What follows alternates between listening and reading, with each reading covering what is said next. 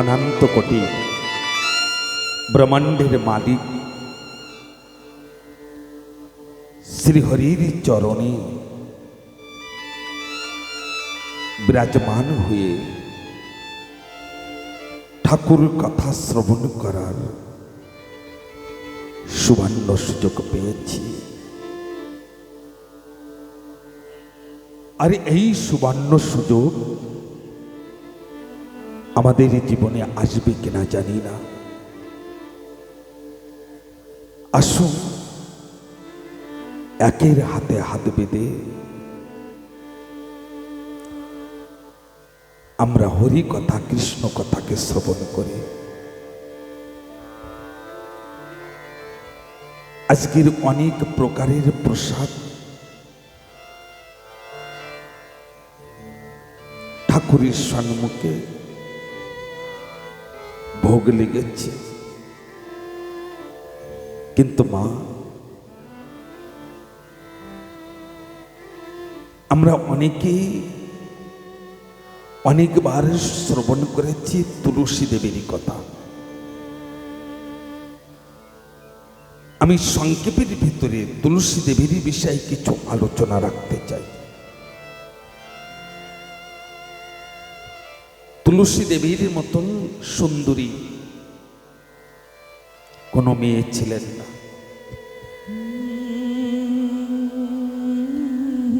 তুলসী দেবী তিনি লক্ষ্মীর অংশ ছিলেন। তুলসী দেবী তানার তন মন শ্রী হরির চরণে সমর্পিত করে তুলসী দেবী তিনি গভীর জঙ্গলের ভিতরে বনের ভিতরে তপ করছিলেন। আর তুলসী দেবীর সৌন্দর্য দেখে শঙ্খচূড় দত্ত তিনি মোহিত হয়ে গিয়েছেন।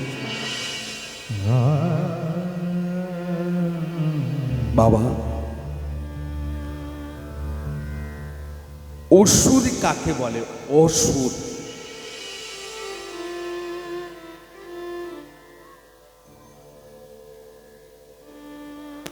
জানার ভিতরে সুর নাই।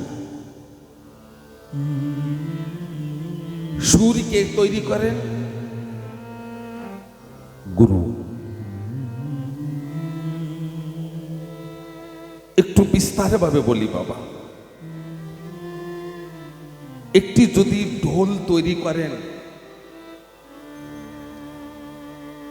তো ওই ঢোলকে সুর বাঁধতে গেলে যিনি সুর বাঁধতে জানেন তিনিই বাঁধতে পারবেন। তমদি আমাদের যে শরীর, এই শরীরটাকে সুন্দর করে যদি গড়ে তুলতে হয় তার জন্য বিশেষ করে গুরুর প্রয়োজন।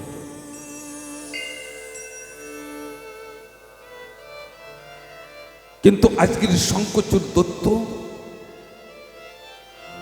তিনি তুলসী দেবীকে দেখে মোহিত হয়ে গিয়েছেন, আকর্ষিত হয়েছেন মা।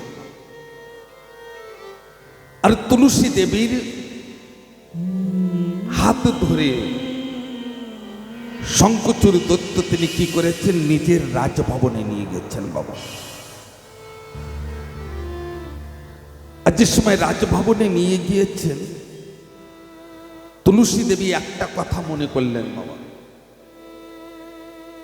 আমার তনকে এই শঙ্খচূড় দত্ত নিতে পারবেন, কিন্তু আমার মন তো শ্রী হরির চরণেই থাকবে। বাবা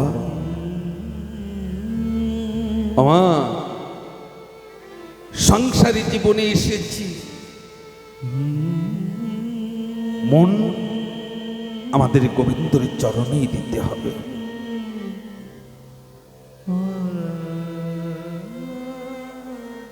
আজকের তুলসী দেবী সকল সময় স্বামীর মঙ্গল কামনা করতেন ঠাকুরের ঘরে দিয়ে, ঠাকুরের মূর্তির সম্মুখে। কিন্তু মা শঙ্খচূড় দত্ত তিনি দুষ্ট ছিলেন এ কথা তুলসী দেবী জানতেন, কিন্তু কোন নারী এ চান না যে আমার আগে জন্য স্বামী চলে যায়, এ কেউ চান না। প্রত্যেকটি মায়েরা চান কি আমি যেন শাখা সিঁদুর নিয়ে চলে যেতে পারি। তাই শঙ্খচূড় দত্তর মঙ্গলে কামনা শুরু করেছেন তুলসী দেবী। শঙ্খচূড় দত্ত তিনি দুষ্ট ছিলেন, স্বর্গ মর্ত পাতাল নিয়ে নিয়েছেন, আর স্বর্গ মর্ত পাতালে নিয়ে উনি রাজা হয়েছেন।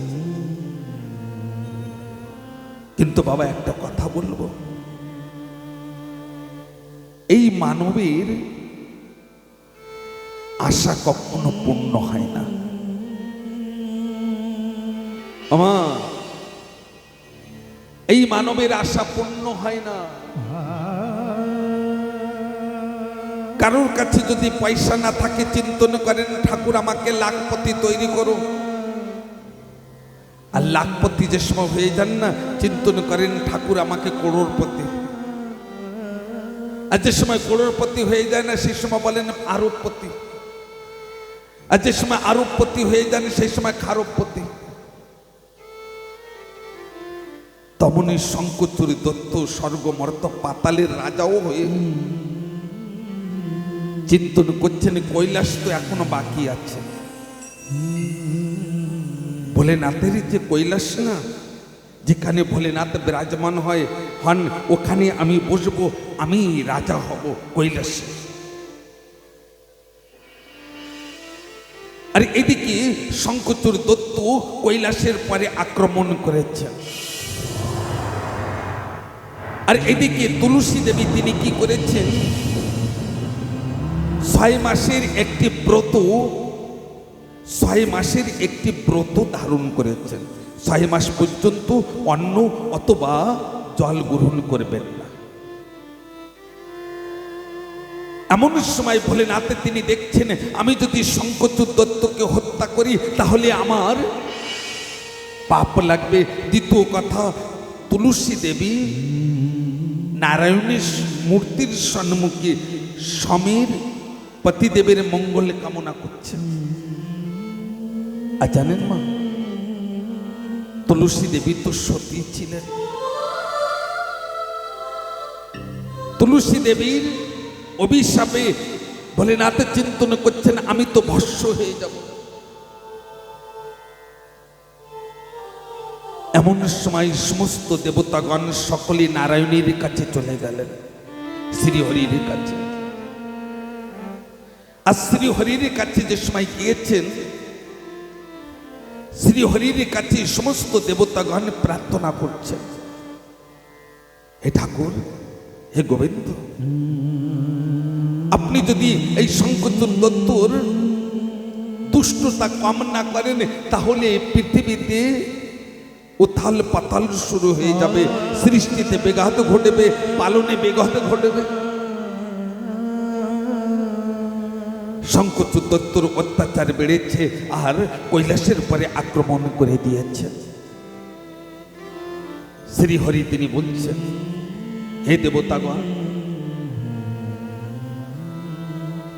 আমার কর্মে যদি সমস্ত দেবতার, সমস্ত লোকপাল, সমস্ত মানবের কল্যাণ হয় আমি এ কর্ম করব। আরে জানেন বাবা, স্বয়ং নারায়ণ তিনি ওই শঙ্খচূড় দত্তর রূপ ধারণ করে তুলসী দেবীর যেখানে পুজো করছেন ওখানে চলে গিয়েছে, শঙ্খচূড় দত্তর বাড়িতে গিয়েছেন। পিছন দিকে থেকে শ্রীহরি তিনি ডাকছেন, তুলসী, ও তুলসী। তুলসী দেবী সম্মুখে প্রদীপ জ্বালিয়ে চুপ করে ঠাকুরের নাম করছিলেন। তুলসী দেবী ফিরে দেখেন যে আমার স্বামী ফিরে এসেছে। এ কথা বুঝতে পারেননি যে স্বামী নয়, আমার স্বামী নয়, সাক্ষাৎ শ্রীহরি এ কথা জানতে পারেননি। আর তুলসী দেবী ওই মন্দিরের ঘরের দিকে উঠে ওই শ্রীহরির দিকে তাকিয়ে বলছেন যে আপনি এত জলদি ফিরে এসেছেন। ঠাকুরই তিনি বলছেন কৈলাসে জিতে চলে এসেছি, কৈলাসের ভোলেনাথ আদি সকলই পরাজয় হয়েছে, আমি জয় করে চলে এসেছি। ঠাকুরই তিনি বলছেন তুলসী জল পান করো, জল গ্রহণ করো। তুলসী বলছেন না না, আমি জল গ্রহণ করব না, কেননা 6 মাসের আমি ব্রত ধারণ করেছি। ঠাকুর নিজে হাতে ওই ঠাকুর ঘরের থেকে জল নিয়ে তুলসীর মুখে জল তুলে ধরলেন। আর তুলসী তিনি নিজের স্বামী শঙ্কচূড় দত্ত চিন্তন করে ওই জল পান করলেন। আর তুলসী তাকিয়ে দেখছেন যে প্রদীপ নিভে গিয়েছে। এমন সময় তুলসী দেবী বুঝতে পেরেছেন যে ইনি আমার স্বামী নয়, আমার স্বামীর রূপ ধারণ করে এসেছে। এমন সময় কৈলাসে শঙ্কচূড় দত্তর হত্যা হয়েছে। আর শঙ্কচূড় দত্তর মস্তক ওই আকাশ মার্গ দিয়ে ওই তুলসী দেবীর আঙ্গানে এসে পড়েছে। তুলসী দেবী উচ্চস্বরে তিনি বলছেন আপনি কে, আপনার পরিচয় দেন, আজকের আপনি যে কর্ম করেছেন আপনি আগে আপনার পরিচয় দেন।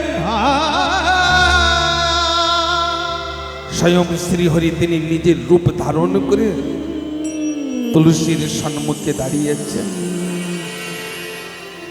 তুলসী দেবী 2 হাত জোড় করে বলছেন ঠাকুর প্রণাম, আমার প্রণামকে গ্রহণ করবেন।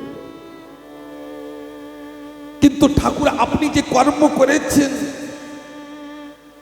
আমি জীবিত থাকতে আমার স্বামীকে আমার স্বামী শঙ্কচূড় দত্তর হত্যা হয়েছে, আপনি ভুল করেছেন, আপনি অন্যায় করেছেন ঠাকুর আমার সঙ্গে।